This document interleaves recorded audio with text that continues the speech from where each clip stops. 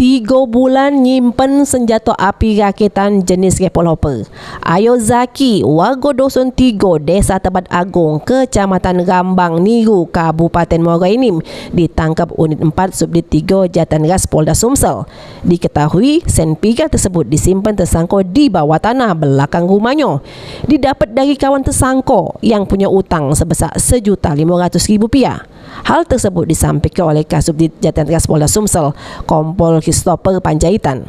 Kita mengamankan salah satu pelaku dari memiliki, menguasai dan menyimpan senjata api, yang mana pelaku ini memiliki senjata apinya yang disimpan di belakang rumah dari ditanam di dalam tanah di dapurnya dari si yang kita amankan ini.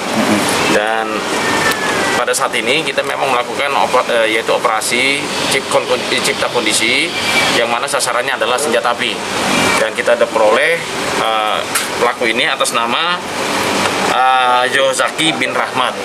Nah, itu kita amankan bersama dengan senjata apinya di rumahnya sendiri. Oke. Senjata api digunakan untuk apa kan?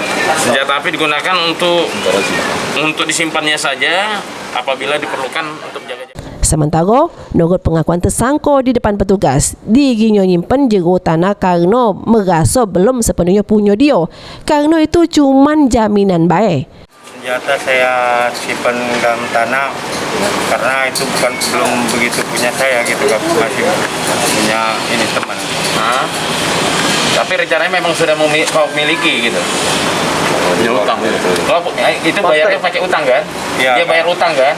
Enggak. Dia punya utang sama kamu? Iya. Iya kan? Jadi itu sebagai jaminan. Kalau dia nggak bayar.